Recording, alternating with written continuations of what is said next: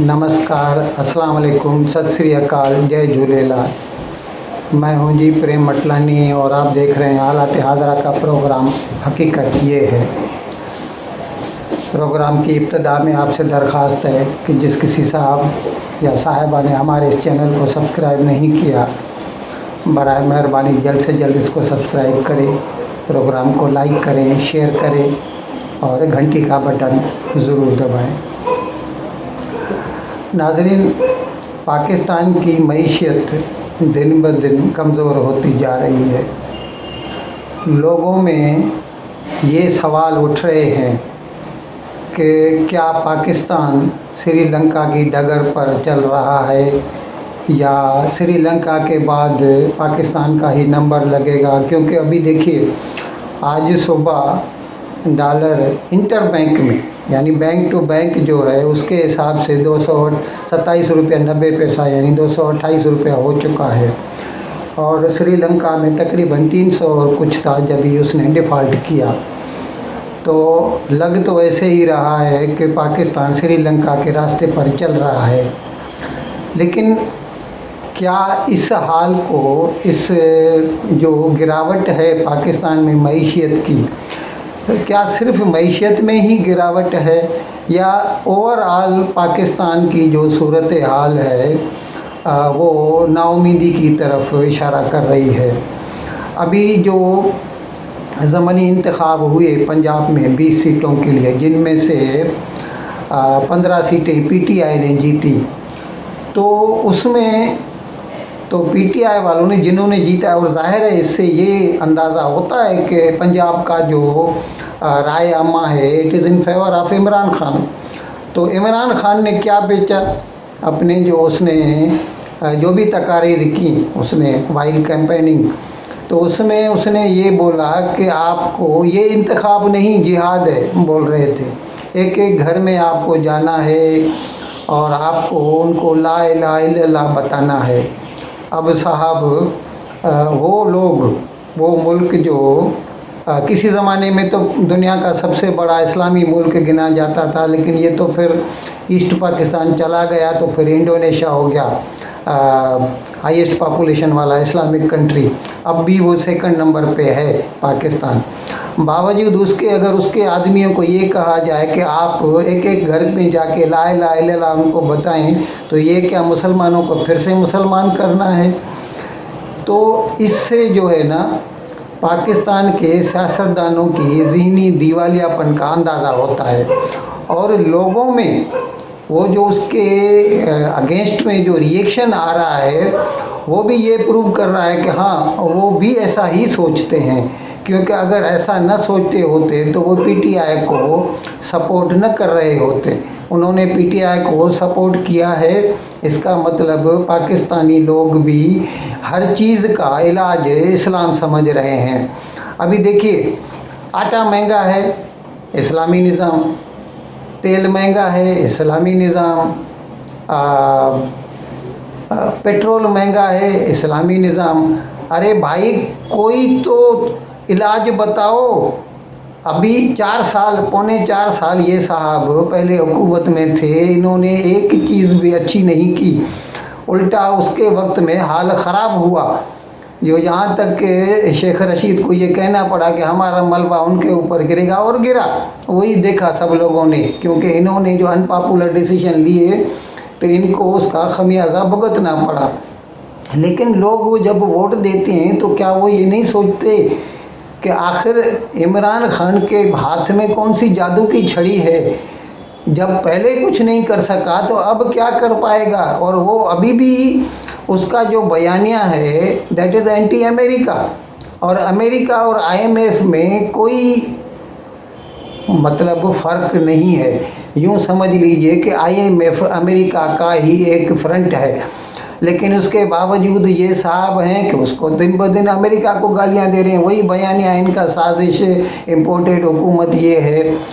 अभी इस ज़मन में एक यूट्यूबर का एक प्रोग्राम आया, उसमें एक एनालिस्ट हैं, पॉलिटिकल एनालिस्ट साजिद तारड़, उन्होंने क्या कहा आप खुद सुन लीजिए। आज एक मजहबी पार्टी जो है वो पंजाब को टेक ओवर कर चुकी है और करेगी जो है 17 सीटों के साथ। और मैं मुबारकबाद पेश करना चाहता हूं जनाब आली मुकाम जनाब आले हजरत मौलाना मोहम्मद इमरान बिन इकरामुल्लाह बनी गालवी, जो कि अब मजहबी पेशवा है। He is no more politician, जिन्होंने कहा है ये जिहाद है, निकलो ये जिहाद है। हर घर में जाके उनको बताओ ला इलाहा इल्लल्लाह क्या है। मेरा पहला क्वेश्चन हर पाकिस्तानी से ये होगा, आपको ये एक्सट्रीमिज्म चाहिए अभी मजीद? और एक तरफ पाकिस्तान में डॉलर 228 रुपया हो गया है, दूसरी तरफ पाकिस्तान के वज़ीर ख़जाना मिफ्ताह इस्माइल बोलते हैं कि घबराने की कोई ज़रूरत नहीं है, अभी हालात सुधरेंगे। अब ये तो वो 3 माह से 4 माह से यही कहते आ रहे हैं, लेकिन हालात सुधरने का नाम नहीं ले रहे। जब वो आए थे तो 189 था डॉलर, आज 228 हो चुका है। फिर भी वो उम्मीद बंधा रहे हैं और उनके कहने के मुताबिक जो है हालिया जो रुपए की कीमत में कमी है ना, उसकी वजूहात इकोनॉमिकल नहीं है, उनकी वजूहात पॉलिटिकल है। यानी उनके कहने का मतलब है कि अभी जो बाई इलेक्शंस हुए पंजाब में और जिसमें पीटीआई ने जीता, तो उसकी वजह से जो वर्ल्ड है ना, उनको ऐसा लगा है कि पाकिस्तान में जो सेंट्रल गवर्नमेंट है, मरकज़ी हुकूमत, उसको कुछ मतलब इनस्टेबिलिटी हो सकती है, हो सकता है कि उसके हटाने की कोई कोशिश की जाए। तो अब जाहिर है कोई भी बाहर वाला जो भी इन्वेस्ट करेगा पाकिस्तान में, वो आईएमएफ भी तो इन्वेस्ट ही कर रहा है, पैसा दे रहा है, तो उसको तो पहले तो ये सोचना पड़ेगा ना कि मुझे वापस मिलेगा या नहीं मिलेगा।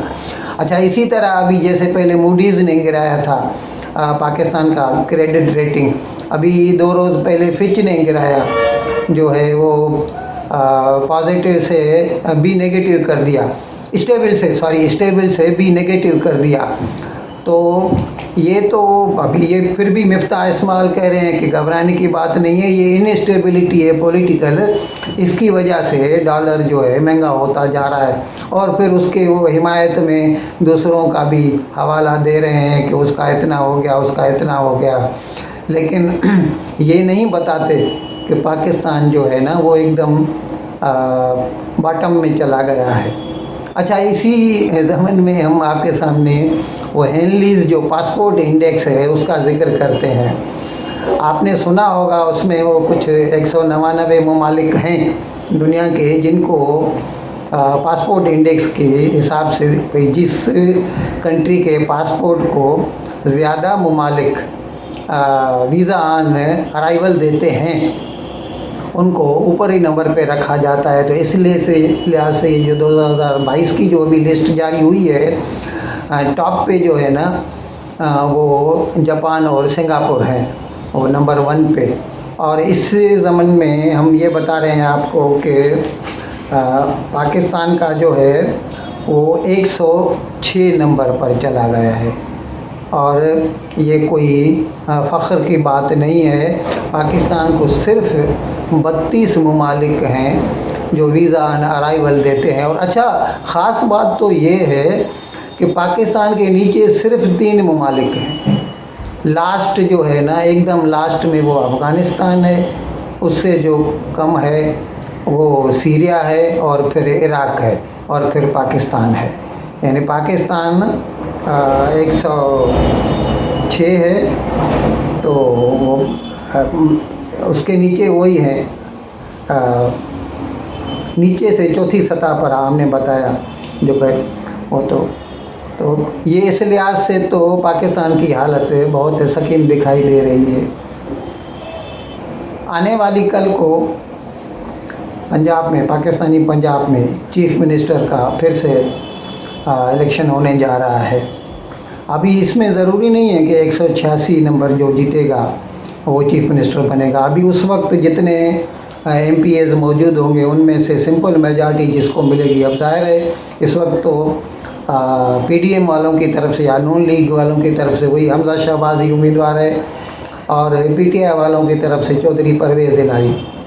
लेकिन 2 रोज़ पहले राना सनाउल्लाह जो मुल्क के वज़ीर दाखिला हैं, उन्होंने ऐसा कह दिया कि हम किसी भी सूरत में पंजाब के वज़ीर आला की सीट नहीं छोड़ेंगे, और इसीलिए हो सकता है कि पीटीआई के कुछ मेंबरान गैर हाज़िर रहें उस वक्त। माने वो जो मीटिंग होगी जिसमें इलेक्शन होगा चीफ मिनिस्टर का, उसमें वो हाज़िर ही नहीं होंगे, तो फिर सिंपल मेजॉरिटी मिल सकती है नून लीग को। तो अभी इससे जो है पीटीआई के हलकों में खलबली मच गई है, और फिर चौधरी परवेज़ इलाही ने सुप्रीम कोर्ट में रिट दाखिल कर दी कि इनके ख़िलाफ़ एक्शन लिया जाए, और ये तो हॉर्स ट्रेडिंग कर रहे हैं। बताया गया है ऐसा कि जो जनूबी पंजाब से 10 पीटीआई के मेंबरान हैं वो इनसे ताल्लुक़ में हैं नून लीग वालों से, और हो सकता है कि वो गैर हाज़िर रहें। अच्छा, वो फवाद चौधरी ने वो एक आदमी का कहा, मसूद खान, तो भाई उसको 40 करोड़ दिए गए हैं और वो पैसा लेकर तुर्की चला गया है, जिसके जवाब में अता तारड़ ने ये कहा कि वो तो अप्रैल में ही इस्तीफ़ा दे चुका था पीटीआई से, तो उसका अभी ज़िक्र करना और उसका ऐसे हिसाब से कहना कि वो हॉर्स ट्रेडिंग का हिस्सा है, ये गलत है बिल्कुल। इमरान खान इतना डर गए हैं इस सूरत हाल से कि उन्होंने एक तो सुप्रीम कोर्ट से दुआई लगाई है कि वो सुओ मोटो एक्शन ले नून लीग के ख़िलाफ़, जो उन्होंने बयानात दिए हैं कि एब्सेंट रह सकते हैं, और दूसरा उन्होंने एस्टेब्लिशमेंट से भी सिफारिश की है कि वो अपना किरदार अदा करे और न्यूट्रल न रहे, और उनको नून लीग वालों को ये हॉर्स ट्रेडिंग न करने दे। क्योंकि सुनने में आया है कि जनाब आसिफ जरदारी आजकल लाहौर में रुके हुए हैं, और वो कई एमपीएस से ताल्लुक़ में हैं। लेकिन हमने तो कल बताया था और हमने सुना भी था कि इमरान खान ने अपने सारे एमपीएस को एक होटल में बंद कर रखा है। फिर ये कैसे मुमकिन है कि उनके साथ जरदारी का कोई भी आदमी या नून लीग का कोई भी आदमी ताल्लुक़ में आए या उनको इन्फ्लुएंस कर सके। इन अल्फाज के साथ मैं आज का प्रोग्राम ख़त्म करने की आपसे इजाज़त चाहता हूँ, लेकिन विदाई लेने से पहले एक मरतबा फिर आपसे मेरी दरख्वास्त है कि जिस किसी साहब या साहिबा ने हमारे इस चैनल को सब्सक्राइब नहीं किया, बराए मेहरबानी इसको जल्द से जल्द सब्सक्राइब करें, प्रोग्राम को लाइक करें, शेयर करें और घंटी का बटन दबाना न भूलें। बहुत बहुत शुक्रिया। खुदा हाफिज़।